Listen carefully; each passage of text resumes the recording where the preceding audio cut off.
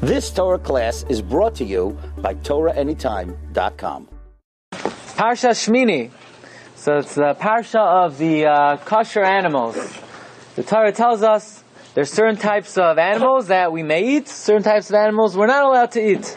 And the Torah actually gives us the simanim, that in order for an animal to be considered kosher, it has to have two criteria, it has to have two qualifications. And that is, it has to be mafrisei parsa, it has to have split hooves, and it has to be male gera, it has to chew its cud. These are the two qualifications of kosher animals. Now, if you look at the precise word usage of the Torah, we'll notice something that is absolutely astounding. That is, if you look in Parsha Shemini, this week's Parsha, Perek Yud Aleph, Pasuk Gimel, Koil Mafreses Parsa, V'shoisas Shesa Prasois, anything that has completely split hooves, Ma'alas Gera Babahema, and it chews its cud, Oisa Toichelu, that's what you could eat. Okay, so, not very complicated, doesn't have to have the, 10 different hechsherim, all it has to do is chew its cud and have split hooves. And very interestingly, the Torah enumerates for us 4 animals that only have one siman. In other words, there are many, many animals that chew their cud and have split hooves.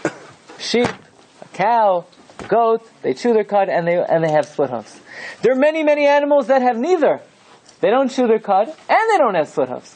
And the Torah enumerates for us 4 animals that only have one siman. 3 animals that chew their cud and don't have split hooves, and 1 animal that has split hooves and doesn't chew its cud. So the Torah says, look in Pasuk Daled, the following 4 animals don't eat because they only have one siman. Okay? And then the Torah enumerates for us 3 animals that chew their cud and don't have split hooves.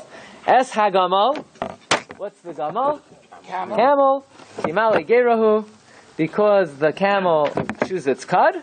Ufarsa inenu mafris, but it doesn't have split hooves. Tamehu lachem. Very interesting. When the Torah speaks about the hooves of the camel, the Torah writes, Ufarsa inenu mafris. What does the word mafris mean? Split. Now let's talk about the tense of the word mafris. Is it past tense, present tense, or future tense? The word mafris. What tense is it? Right? We know in Hebrew, words are written, could be in past, could be present, or could be in future. What is the word mafris? The word mafris is present tense. It presently does not have split hooves. Okay, so far so good. Ufarsa einenu mafris. Okay, we move on to the next animal. V'yes ha-shafan. What's the shafan? Rabbit. Hare. Hyrax, whatever that is. We don't know exactly what it is, but it's an animal. Kimale gerahu. It chews its cud.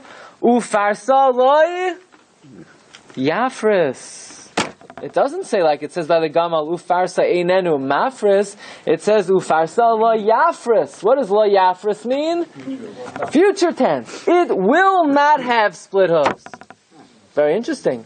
It almost sounds like it does have split hooves, but it will not in the future have split hooves.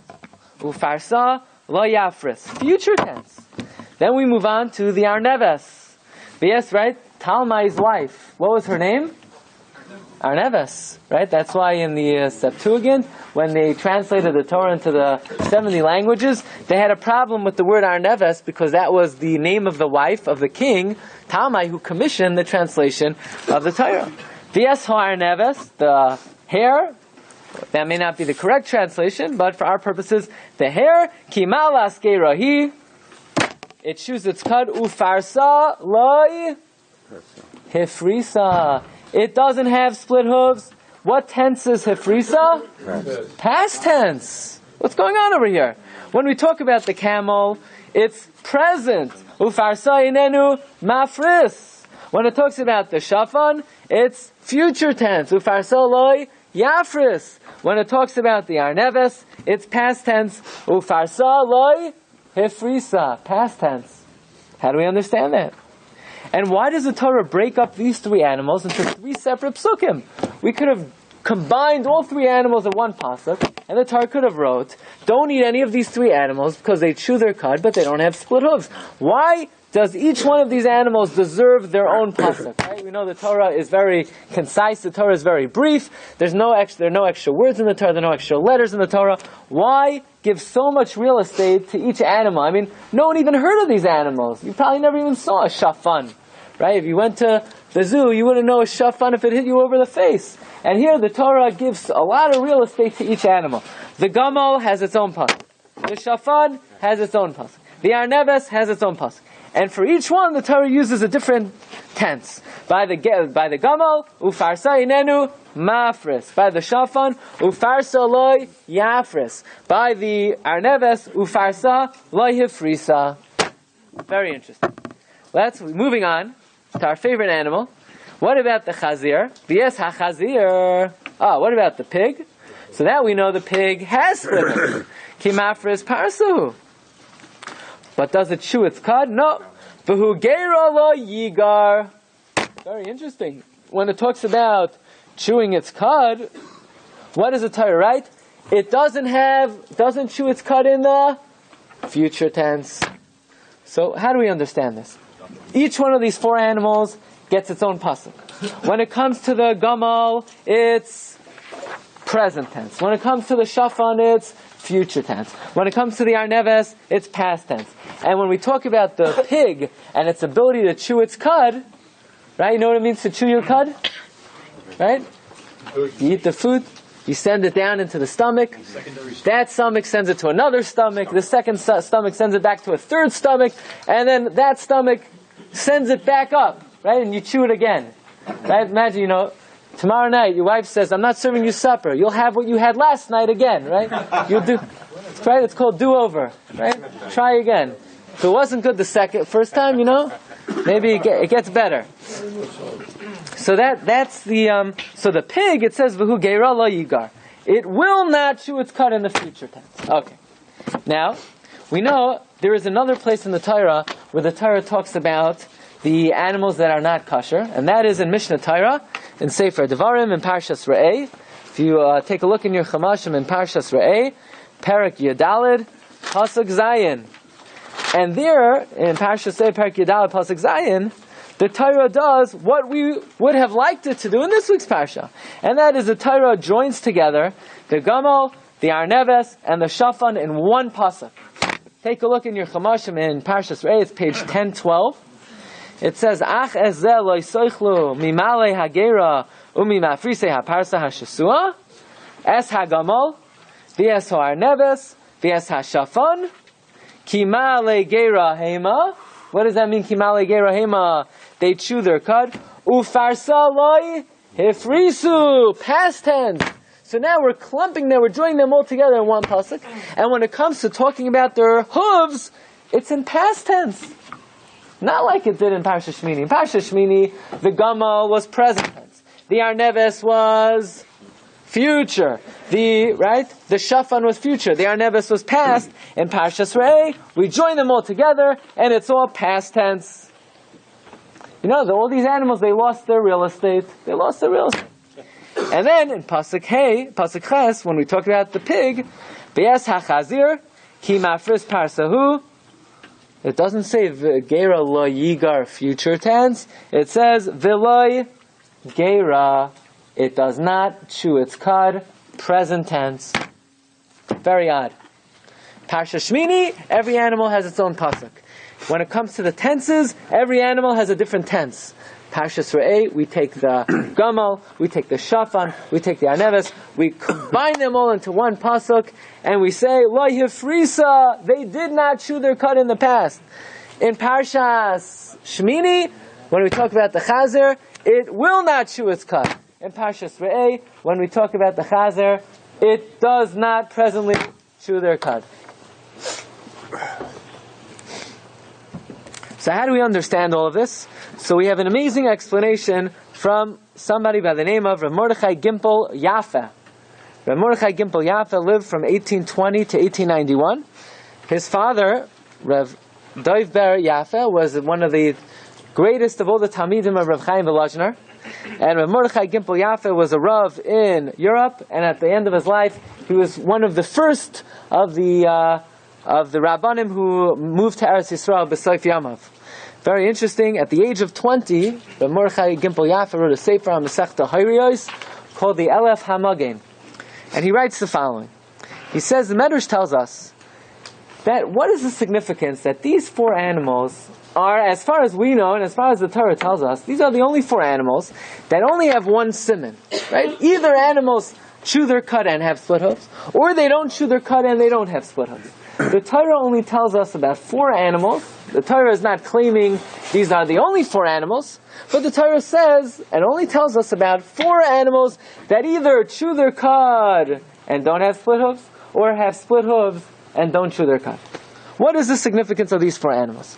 Says the Medrash Rabbah, Vayikra Perek Yud Gimel, that we know that throughout our history, Klal Yisrael traveled through and suffered through Daled Malchios, right? 4 empires, 4 kingdoms, 4 galusim, 4 exiles, right? We know Klal Yisrael throughout our history, they suffered through 4 exiles. What were the 4 exiles?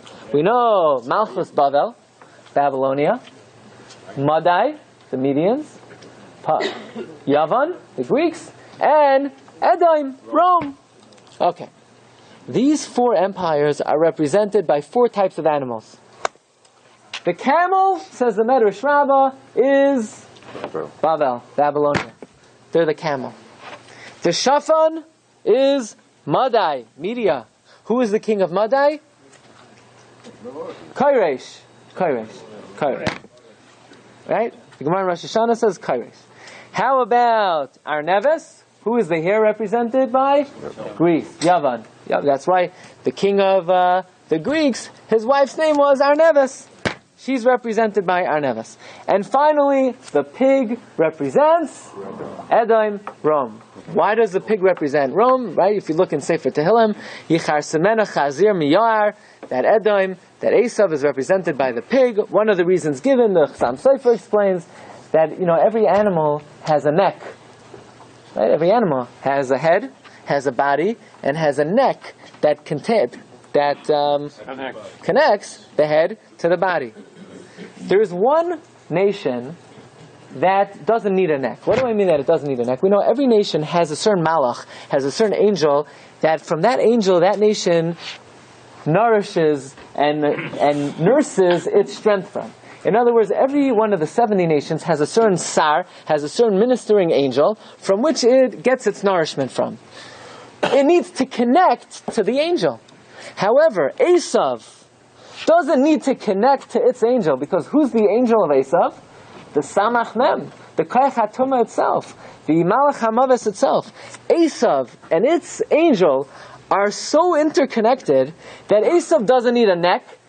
Esav and the angel of death are like one entity, like the pig. You look at a pig is a head and a body with no neck. It's the only animal without a neck. So Esav has so much tumah. Fish is not an animal. Oh, okay. Right? Good point. But a fish is not an animal. The only animal that doesn't have a neck is the pig. The snake is also not an animal. It's an amphibian, right? So the pig is the only animal. You got a head, you have a body, and the two are connected as one. Okay, very interesting. So says Mordechai Gimpel Yafa, the camel is Bavel. Camel is Bavel. The shafan is Madai. The Arneves is Yavan. Edom is the Chazer, Edom is a pig. So let's talk about that. Very interesting. When it comes to Bavel, what does the Gemara tell us about Babylonia in terms of their relationship with the Jewish people? They were bad from beginning to end. They had no good moments. They had no signs of kashrus. There was nothing redeeming about the Babylonians. They were rotten from beginning to end. From the time Nebuchadnezzar exiled the Jewish people, the first thing he did was he took the young boys, he murdered them in the valley of Dura. And throughout his brutal empire, all he did was he killed Jews. He tried to kill Hanani, Mishael, Azariah. He tried to kill Daniel. He tried to kill the entire Jewish people by having them bow down to the Tselem, right? As we learned in Sefer Daniel. So there is nothing redeeming, or no redeeming qualities about Bavel. And therefore, when it comes to the camel, it says, Ufarsa einenu mafris, present tense. Its signs of Tumah are constant, are unwavering, are unending. They're continuous, they're never ending. It's present tense. Ufarsa einenu mafris. The signs of Tumah of the Babylonians are always. Very interesting. That's why when it comes to the Gamal, it says Ufarsa einenu mafris. Moving on, we come to the Shafan. The Shafan represents Malchus Madai. Who is the king of Madai? Says the Gemara in Rosh Hashanah, King Koresh. The Gemara tells us Koresh was a good guy. He started off like as a good guy. He commissioned, right, the building of the Beis HaMikdash. Right? So Koresh was a good guy at first. But says the Gemara in Rosh Hashanah, Koresh melech Kosher haya v'hichmitz. Koresh went sour. So he started off good, he became bad. So when we talk about the signs of Tumah, of Madai, it's Ufarsa lo yafris. They become bad in the future. They start off with signs of kashrus. They start off like good guys. But with Ufarsa lo yafris, their hooves are not split in the end, in the future, toward the end of their empire. That's why when it talks about the Shafan, it's Ufarsa lo yafris. What about Yavan? Yavan. What would you say about Yavan? So says the Mordechai Gimpel Yafe. When we talk about the Arneves, so the Gemara tells us that Yavan, in the beginning of their reign, they made many decrees on Klal Yisrael. They said, no Shabbos, no Milah, no Rosh Chodesh, right? They put a halt to the Avodah and Beis HaMikdash. And in the end, the Jewish people made peace with Yavan. So their signs of Tumah were in the beginning. They turned, right? They became good in the end. That's why their signs of Tumah were past tense. Ufarsa loy hifrisa. So says the Mordechai Gimpel Yafa, now we understand why when it comes to the camel who represents Bavel, it's Ufarsa einenu mafris, present tense. When it comes to the Shafan that represents Madai, it's Ufarsa lo yafris, future tense. When it comes to the Arneves is Yavan. Yavan is Ufarsa lo yafrisa, past tense. Now let's talk about the pig. Why, when it talks about the pig, does it use a future tense? Does it says V'hu geira lo yigar? It will not chew its cud. So for this we come to the big principle of the Ramban. Ramban tells us something very important. And that is, Ramban tells us that there's a fundamental difference between Sefer Vayikra and Sefer Devarim. What's the difference between Vayikra and Devarim? Vayikra contains in it an allusion to everything that will happen to the Jewish people in the times of the first Beis HaMikdash. Devarim contains in it everything that will happen to the Jewish people in the times of the second Beis HaMikdash. So Vayikra is Bayis Rishon, Devarim is Bayis Sheni. So says Mordechai Gimpel Yafa, in Sefer Vayikra, which has in it an allusion to all the occurrences that happened to the Jewish people in the times of the first Beis HaMikdash.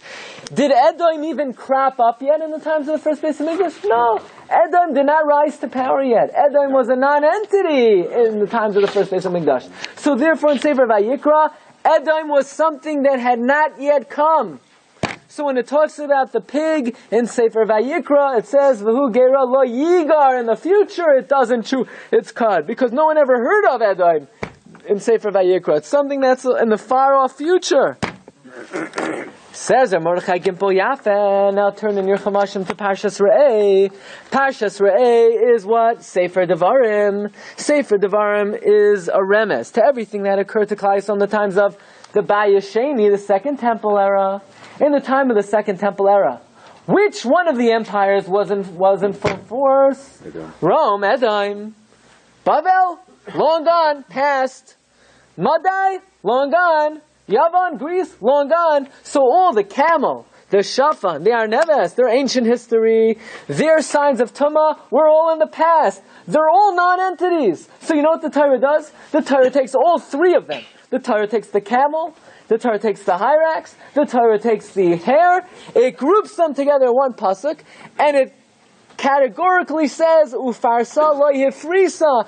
All three of those guys, they're all in the past. The Babylonians, the Medians, the Greeks, They're all long gone. They're all past tense. That's why they don't get their own pasuk. In Sefer Vayikra, when we're dealing with them presently, because Vayikra is an allusion to what happens during Bayis Sheni, all these three empires were at full force during Bayis Rishon, so therefore they each get their own real estate. They each get their own pasuk.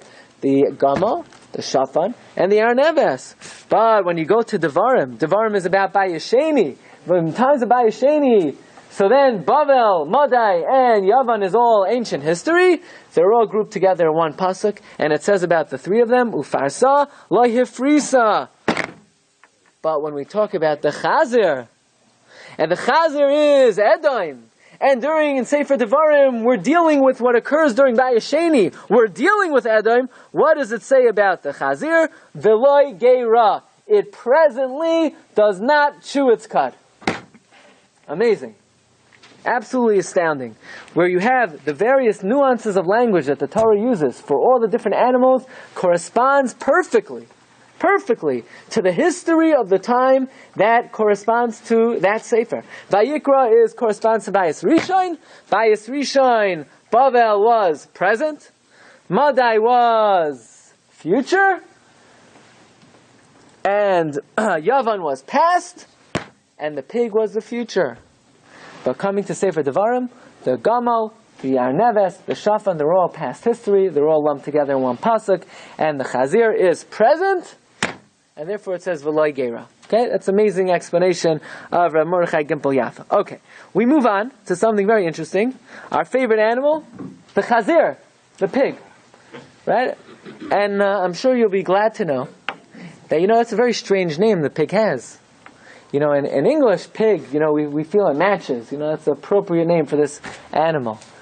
But Chazir, what did your mashgiach tell you? He comes, you're in the yeshiva, you're not really learning. The mashgiach says, no, why don't you learn? You say, no, I already know it. So what does he say?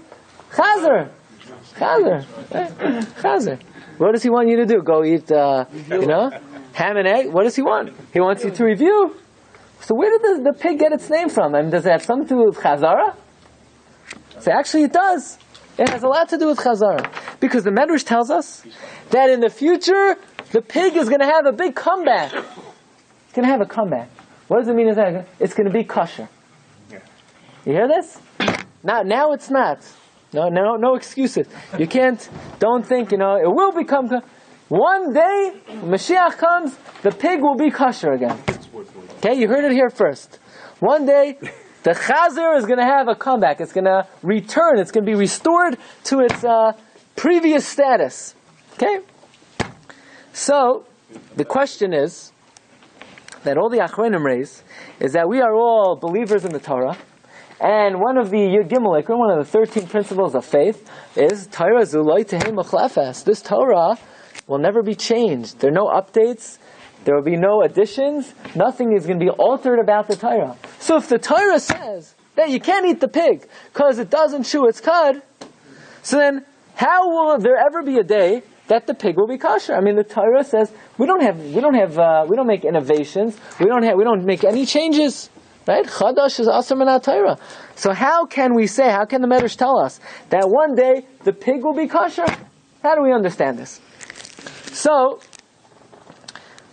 supposedly, the Chafetz Chaim derived from here a very interesting thing.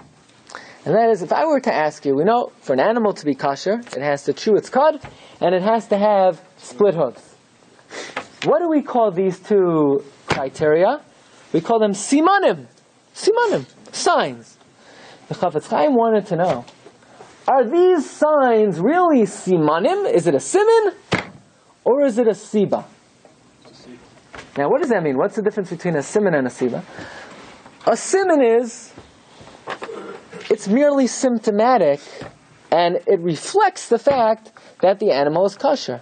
It's not what makes the animal kosher. It's merely symptomatic of the fact that the animal is kosher. Or do we say more? No, these are not merely simanim. They're not symptomatic of the fact that the animal is kosher. That is what makes the animal kosher. I'll give you an example. Let's say someone's not feeling well. Yeah? You take his temperature. He has 103.5. Does that make him sick? No. sign. No, let's say he would take a Tylenol, and the fever goes down to 98.6. So now he's not sick anymore? He's still sick. It's just the fever is symptomatic of the illness. It's just a sign that he's sick. And even if the sign is not present, he's still sick. The fever is not what makes him sick. Right? There are certain things in this world that are not that's not the cause. It's merely what's reflective of what it is. Okay? So what we want to know, Rabbi Isai, is are these signs, the fact that an animal chews its cud and has split hooves, does that make it kosher? Or is that merely a sign that the animal is kosher? So, Chafetz Chaim said, we learn from this Chazal that says that one day the pig will be kosher, that these are not merely signs that the animal are kosher, but rather it's more inherent than that. That is what makes the animal kosher. Because the only possible way for the pig to ever become kosher is what has to happen? The pig has to have split hooves and has to chew its cud. So you'll say, who cares if the pig starts to chew its cud? That's merely reflective of its kosher status. But what good is that going to do for us? We know what the status of the pig is. The pig, the Torah says, is treif. So how is it going to help us that the pig will begin to chew its cud? Who cares what the pig does? A pig is a pig is a pig. Says the Chafetz Chaim, it must be that these are not merely signs, these are not merely symptomatic of the kosher status of the animal. That is what makes the animal kosher or not kosher. So if the animal now has split hooves and chews its cud, it is now kosher. I'll give you a very interesting analogy that Rabbi Chanan Wasserman, Shem Yimkam Dama, he gives a similar analogy. The Gemara tells us, how do you know when it's night outside? How do you know when it's night? So, Gemara says, Seis HaKochavim, when the stars come out. So Rabbi Chanan wants to know, the stars coming out, does that make it night? Or is that merely a symptomatic of the fact that it's night? Are the stars cause the Lila? Is that what makes it nighttime? Or is it that that's how we can detect that it's in fact night? So you ask, what's the nafkamina? Who cares? Oh, it makes a very big nafkamina. You know what the nafkamina is? 3 stars. Yeah. No, but the question is, are 3 stars make it night? Or is it symptomatic of the fact that it's night? So, very interesting. We know a similar question.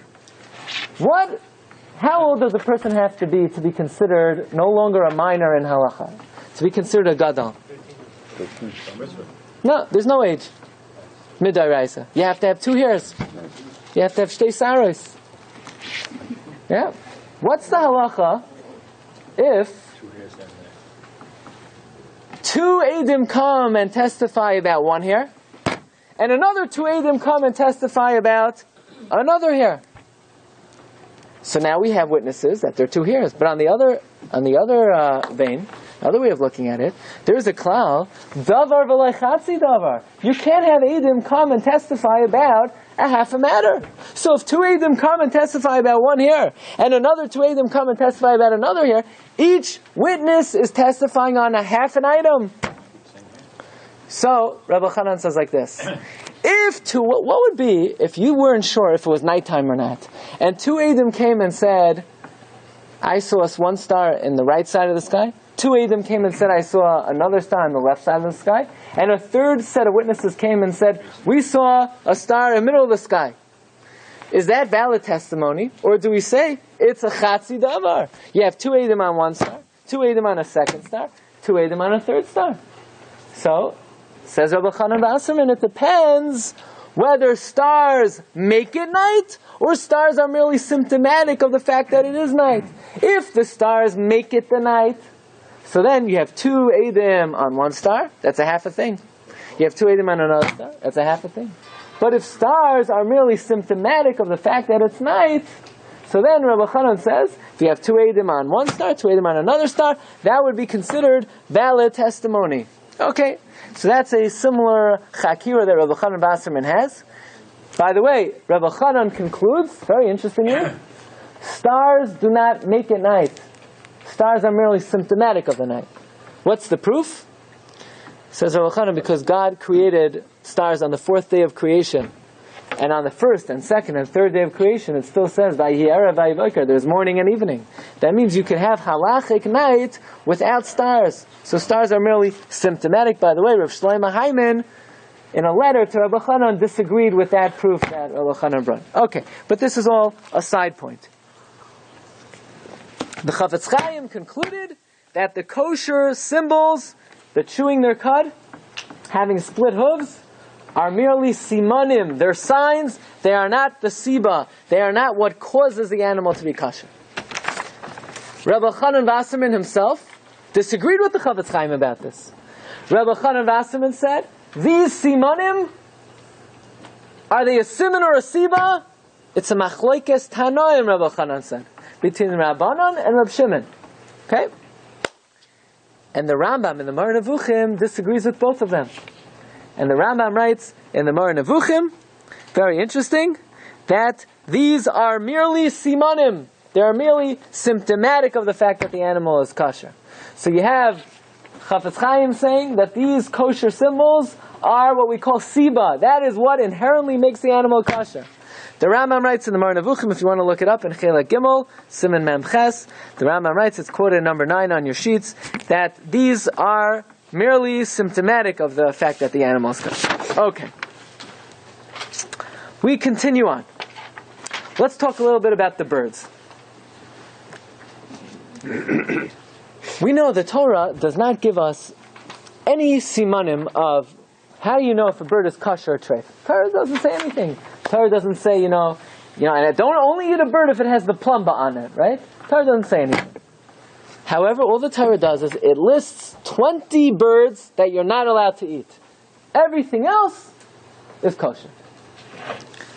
However, the Rishonim tell us that even though the Chumash does not give us any simanim, there is a great siman to know if a bird is kosher or treif. And that is, the Ramban tells us, look at number 3. The Ramban is in Perek Yud Aleph, Pasuk Yud Gimel. The Ramban says, V'hasimin hagadol b'oifos hi hadrisa. You know how you know if a bird is kosher or treif? A bird that is doires is tameh. What is drisa? Drisa is if it pounces on its prey. A bird of prey. A bird that pounces on its prey, that is a sure siman that the animal is tameh. Says Ramban, why? Just because the bird pounces on its prey, why can't you eat the bird? So Ramban tells us, a bird that pounces on its prey, says Ramban on the second line, Damai mechumam, its blood is hot.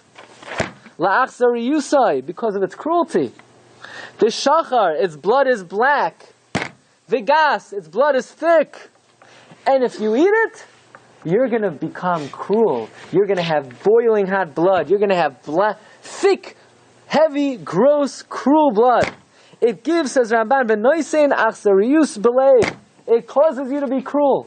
So therefore, says Ramban, even though the Torah doesn't tell us which birds you can and cannot eat, the siman to know if the bird is treif, if the bird pounces on its prey, you can't eat it. Says in Vilna Gaon, let's think for a moment. What kind of bird could you not eat? A bird that pounces on its prey. So that we understand. That's very logical. It has a rationale. The rationale is the bird that has a cruel nature, that pounces on its prey, if you're going to eat it, the Gra sets forth for us, a very important rule. And the rule is, you are what you eat. Whatever nature the animal had, whatever characteristics, whatever temperament the animal that you eat has, you're going to become like that animal. So says the Gra, I understand why we can't eat a bird that pounces on its prey. But what is the concept of having split hooves and chewing its cud? Why is that so critical? Why is that so important? How do we understand the deeper meaning? What are the characteristics of an animal that chews its cud and has split hooves? Says the Vilna Gaon. We know how many mitzvos are there in the Torah? 613. There are 10 mitzvos in the Torah that are not more important than other mitzvos, but nevertheless they contain in them an allusion to all 613 mitzvos. Which 10 mitzvos contain in it an allusion to all 613? Aser Sadibros. And of all the Aseret HaDibros, which Dibra contains in it an allusion to the other 9? The last one. Lo Yisachmaid. Says the Vilna Gaon, if someone were to ask you, sum up the whole Torah into one lav, right? If someone were to ask you right now, stand up and give me one lav that sums up the whole Torah. So we would say, don't deny God, don't speak Lashon. No. Lo Yisachmaid, don't desire. Says the Vilna Gaon, the root of all evil, the root of all Avera, the root of all sin, the root of all Chet, the root of all Averos stems from Lo Yisachmaid, illicit desire. Not being satisfied with what God has presented to you in this world. Hashem gave you a certain situation, a certain family, a certain matzav, a certain station in life, and all Avera, says the Vilna Gaon, stems from the fact that the person wants to leave his boundaries, wants to take more for himself. So the whole Torah is contained in Lo Yisachmaid. It says the Gra, you don't have to take my word for it. That's what the Navi Chavakuk told us. Ba Chavakuk v'hamidon al achas v'tzadik v'emunaso yichya. Right? The Gemara tells us there was a man by the name of Chavakuk. They were trying to narrow the Torah down to to its most basic principle. Somebody came along and was able to narrow it down to 13. Someone else was able to further narrow it down to 3. Chavakuk came along, he narrows down the whole Torah to one principle. The tzaddik, the emunasa yichya. The tzaddik lives with emunah. What does it mean to live with emunah? To be satisfied with your lot in life. To be mistapek. It's called the midah of histapkos. Being satisfied. Says the Vilna Gaon, how do we know if an animal is mistapek with what it has? You know how we know? If it eats a piece of grass for dinner, and then the next morning for breakfast, guess what it eats for breakfast? While all the other animals are going to faraway pastures, the cow says, let's try supper again. So it chews its dinner, and it sends it to the second stomach and the third stomach, and it says, you know what? That's breakfast. I'll eat the same thing for breakfast. And then when dinner comes the next night, he says, let's try last night's dinner. And a week could go by, he's still eating the same food. Is there any greater demonstration of the midah of histapkos than an animal that chews its cud? It's constantly regurgitating and redigesting and recomposing and bringing back and bringing up and down the same meal. There's no greater demonstration of being self-satisfied. And what about the characteristic of split hooves? Says the Vilna Gaon, what good does it do an animal that its hooves are split? Says the Gra, the lion doesn't have split hooves. You know why? Because it's on the move. It has to travel. It has to pounce on its prey. An animal that has split hooves is very much hampered in where and how it could travel. And most animals that have split hooves, you know where they eat? Right where they are. They don't move. How could they move? Imagine if your leg was cut in half. Right? They're domesticated. The split hoof chewing their cud, says the Vilna Gaon, is exactly parallel to the midah of drisa in a bird. In other words, bottom line, what does God want us to eat? The animals that are satisfied with that which is put immediately in front of them. Hashem gave this cow, this dalet al damad, this 4x4 cubit area, this space in life. It doesn't move. It sits in the same spot the whole day. The tail goes back and forth and back and forth, right? For days and weeks. It's in the same spot. It's the same grass. No ketchup, no mustard, nothing else. The same grass in the same spot, right? So next time when we say next week we're having Carlos and Gabby's, we mean this week's Carlos and Gabby's, right? That's the midah of histapkos. Says the Gra. The Rebbeinu Shem understands that a person is what he eats, right? We are what we eat. And the most important midah in the eyes of Hashem is emunah, which is understood to mean histapkos, being satisfied. And how do we see that midah played out in the animals? A bird that pounces, goodbye, can't eat it. An animal that can't chew its cud, has to always eat more and here and there and there, it's out. An animal that has to continuously go to greener pastures, it's out. The Rebbeinu Shalom says, the midah that we're looking for, the midah we want to inculcate and have a Jew imbibe, is the midah of emunah, the midah of histapkos. Okay. Our Chaim HaKadosh tells us something very interesting. He tells us about a guy. He says you could see sometimes, you see a Yid, you see a Jew. One day, he's a fine Yid. He's davening with Kavana, he's learning with Hasmada, he's a tzaddik, he's acting proper. And the next day, you don't know what happened to the guy. He's like a Rasha Marusha. How did he change so quickly? Where did this transformation come from? Says the Or HaChaim HaKadosh. Don't wonder about such a thing. You know how a person could transform so abruptly, so quickly? It all depends on what you eat. And Or HaChaim HaKadosh tells us, aside from the fact that food could either be kosher or treif, there are many various levels of impropriety in food. Sometimes you could eat even kosher food, but if it didn't have the proper hashgacha or the proper certification, sometimes besides in a food being treif, you could have souls, right? Souls in food, neshamos. You could have a guy who is reincarnated into this world, into your dinner. And because your dinner does not have the proper kasher certification, you're going to end up eating this guy. And that guy was someone, meshugana.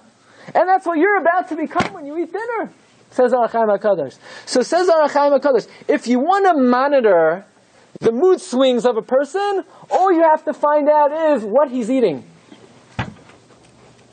A person, so we would say, well, you see somebody who's normal, and the next day he became a little, confused. We would say he forgot to take his meds. So the Or HaChaim HaKadosh, no, what he ate was not kosher.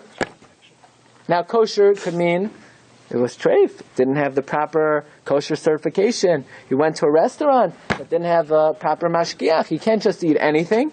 So says Or HaChaim HaKadosh, we're very important that David HaMelech says, God, I want to do your will. But you know what it depends on? It depends what I put in my stomach. If a person is careful, says Or HaChaim HaKadosh, that everything he puts into his body, everything that goes into his system is pure and kosher, he could rest assured that his desires and his yearnings and his inclinations will be for God's Torah. That is why Or HaChaim HaKadosh says that from the time that Adam HaRishon ate from the Eitz Hadas, a lot of cloudiness and tumah entered food in general. That is why Or HaChaim HaKadosh tells us in the name of the Arizal that even kosher food, so you eat a banana, the peel is the chilek hara, the bad part of what Adam HaRishon caused to enter food, the shell, the chaff of wheat, all of these things, or even kosher foods. The Or HaChaim HaKadosh writes on the Arizal, the reason why we're not to eat fruits for the first 3 years, all food has certain parts to it that could be very detrimental, and this all goes under the general category of foods that are off limits and should be avoided. Okay. I want to briefly discuss a very interesting halachic issue that's raised by the Chassam Sofer in the Shal Sechuvas Chassam Sofer in Chelek Or HaChaim Siman Pei Gimel. And the Chassam Sofer discusses the following case. Nebuch, he had an orphan boy, and the family understood that this child, Layalenu Nebuch, unfortunately, he was a Bar Shatya. What does it mean he was a Bar Shatya? He was mentally challenged. Layalenu, the child had severe mental problems.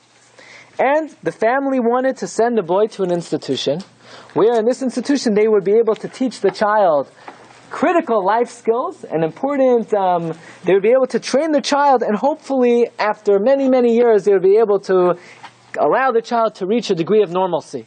The only problem is, Rabbi Isai, this institution served treif food. So the question is the family permitted to send this child to the institution where they would not be actively feeding the child treif food? The workers in the institution would be feeding the child treif food. Says the Chassam Sofer, to feed a child actively biyadayim treif, even though the child is considered a shaita, you can't do it. You can't actively feed the child treif. But here you're not actively feeding the child treif. You're giving them over to this institution. They are not Jewish. They are going to be serving the child treif. Says the Chassam Sofer, Me'ikr Hadin, it's permitted to send a child to an institution where they're going to be serving treif food to the child. However, concludes the Chassam Sofer, even though technically speaking it's permitted, he says 3 lines from them, this is all according to the letter of the law. Nevertheless, Heidu kadmoinenu zal. Our early authorities teach us. Shal yedei ma'achalois asurois benaros. If a child consumes treif when he's young, metamtem alev, it clouds the heart. Umoyled loy tevara, and it causes him to have a bad nature. Says the Chassam Sofer, my recommendation is mutav sheyiyah shoyte kol yamav. Better the child not go to the institution, remain shaita, remain challenged, mentally retarded his entire life. And the Chassam Sofer doesn't conclude, but we know what the conclusion is. If he's going to eat a piece of ham, we know what his end is going to be. He's going to end up a rasha. So if he's going to end up a rasha, better to be a fool one's whole life and have no chance of ever pulling out of this illness than to go to the institution and end up being normal one day as a rasha before God. So the Chassam Sofer says, halachically, it's mutter, don't do it. Better to remain a shaita than to one day be normal as a rasha.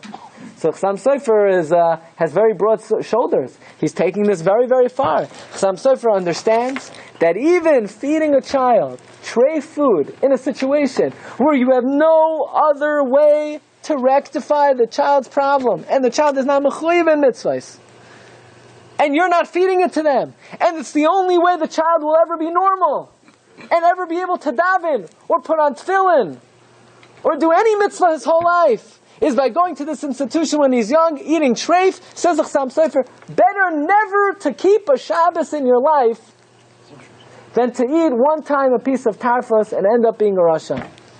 Do we paskin like this? Says Rav Moshe Feinstein, one qualification on the words of the Chassam Sofer. The Chassam Sofer is talking about a case where by sending the child to the institution, there is some hope that the child will become normal one day. So says the Chassam Sofer, in a case where by sending the child to the institution, there's a possibility of the child becoming normal, you have to be worried the child will become normal, and then all the tarfas it ate when it was a child will contribute to making the child a rasha at the end of its life when it's mechuyev in mitzvahs, when it's normal. But says Rav Moshe Feinstein, what if you have a child, Vayolenu, who is mentally disabled, with no hope of ever being cured? So this child will never be in a situation its whole life that it will be obligated in mitzvos. In that type of situation, the Chassam Sofer never said you can't send the child to an institution. In that type of situation, the child you'd be permitted to send the child to an institution where they feed the child treif. But that will cause the child to act inappropriately when it's older because of the treif. So what? It will never reach the stage. This child there's no remedy for the child's illness. So the Chassam Sofer is talking about a limited situation where a child wants to be sent to an institution where in this institution they could actually help the child attain a certain degree of normalcy. In that case, unless they're going to serve the child kosher food, you can't send the child there. But if it's a child like Olenu who is mentally disabled with no reasonable hope of cure, what guarantees that? So says Rav Moshe, does that mean that a parent who sends a child to a place that they serve treif is being miyayesh from Hashem making a miracle and curing the child? Says Rav Moshe, no. Because if Hashem will choose to make a miracle, Hashem will only make a miracle if Hashem is certain that this treif food that was served to the child will not have any bad effects on the child. Says Rav Moshe, Hashem will not perform a miracle for someone if later on in life the food that they were served that was treif will cause them to do averos. So says Rav Moshe, if there's no reasonable chance that the child can have a recovery, the parent could send them to an institution that doesn't serve kosher. What happens if a miracle happens? Says Rav Moshe, God will perform the miracle in the correct way. You don't have to worry. Once Hashem is making miracles, He'll make sure the miracle happens in the best possible way. But if there is a reasonable chance the child could have some kind of cure in this hospital, the Chassam Sofer's psak stands. Parent cannot send even a child to a place where even they're not actively feeding, even though it's other people. Nevertheless, says the Chassam Sofer, Mutav sheyikare adam shaita kal mutav sheyah shaita kal yamav vayikra rasha sha'achas lifnei hamakayim. Let us conclude with the words of the Chassam Sofer himself.